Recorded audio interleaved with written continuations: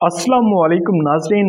दुनिया के सबसे बड़े माशरों वाले 20 ममालिक की तंजीम G20 का सरबराही इजलास 9 और 10 सितंबर को इंडिया के दारुल हुकूमत नई दिल्ली में मुनक्किद हो रहा है। नाज़रीन, G20 का मतलब ग्रुप ऑफ 20 कंट्रीज। G20 के मौजूदा सदर की हैसियत से इंडिया इस इजलास की मेज़बानी कर रहा है। दिल्ली और इसके नवई शहरों के बड़े बड़े होटल सरबराह हुकूमत और मंदोबीन के लिए रिजर्व किए गए हैं।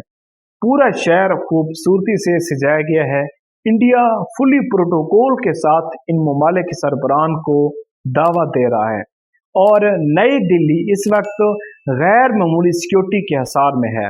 आइंदा 3 दिनों तक शहर में मुकम्मल छुट्टी होगी और शहर के वो इलाके जहां ये इजलास हो रहा है सिक्योरिटी के खदशात की सूरत में आम लोगों की आमदोरफ्त के लिए तकरीबन बंद रखा गया है। अब नाज़रीन, आपको बताऊं कि G20 में कौन से मेंबर कंट्रीज हैं। उनमें अमेरिका, रूस, चीन, India, Argentina, Australia, Brazil, Canada, France, Germany, Indonesia, Italy, Japan, जनूबी कोरिया, मैक्सिको, सऊदी अरब, जनूबी अफ्रीका, तुर्की, बरतानिया और यूरोपीय यूनियन शामिल हैं। ये वो कंट्रीज हैं जो G20 के मेंबर्स हैं। नाजरीन, मुख्तलिफ ममालिक के सदूर और वजीर आजम इस इजलास में शिरकत के लिए आ रहे हैं, लेकिन चीन और रूस के सदर इस सरबराही इजलास में शिरकत नहीं कर रहे। आपको मैं पहले वीडियोस में बता चुका हूं कि रूस के सदर व्लादिमीर पुतिन इंटरनेशनल कोर्ट की क्रिमिनल होने के तहत वो किसी भी इजलास में अब शिरकत नहीं कर रहे। उनकी जगह चीन के वजीर आजम और रूस के वजीर खारजा उनकी नुमाइंदगी करेंगे। G20 के सदर के तौर पर इंडिया ने बांग्लादेश, मिस्र, नाइजीरिया, मुत्तहिदा अरब अमारात, ओमान, सिंगापुर, नेदरलैंड, स्पेन को भी मेहमान के तौर पर इस इजलास में शिरकत की दावत दी है।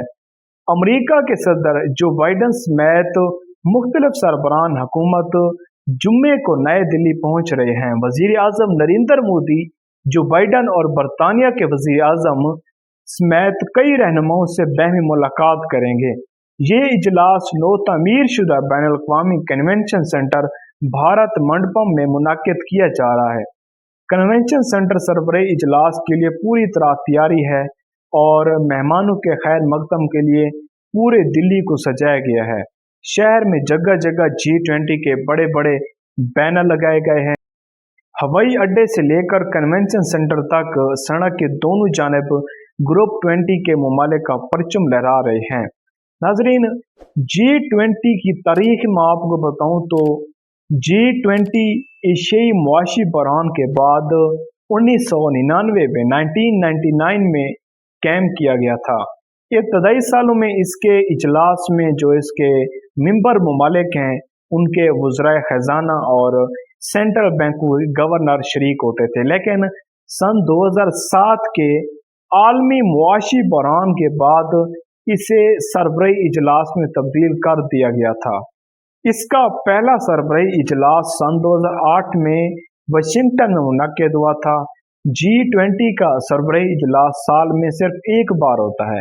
इसकी सरबराही बारी बारी सभी रुकन ममालिक के पास आती है। नाजरीन, आइंदा इजलास की सरबराही ब्राज़ील के पास होगी, लेकिन इस वक्त इंडिया के पास है। अब इस ग्रुप की ताकत क्या है, ये क्या कर सकता है? नाजरीन, इस ग्रुप की ताकत का अंदाजा इससे लगाया जा सकता है कि दुनिया की जो इकॉनमी का 85% GDP और 75% आलमी तिजारत इन्हीं मुल्कों के हाथों में है।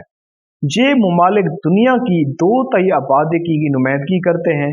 वैसे तो इस ग्रुप का मकसद मुआशी निज़ाम की मुख्तलिफ पहलुओं और मसाइल पर गौर करना है, लेकिन वक्त के साथ साथ इसमें देरपा तरक्की, सिहत, ज़राअत, तवानाई, मौलियाती तब्दीली और इंसदाद अनवानी जैसे मामलात भी शामिल होते गए।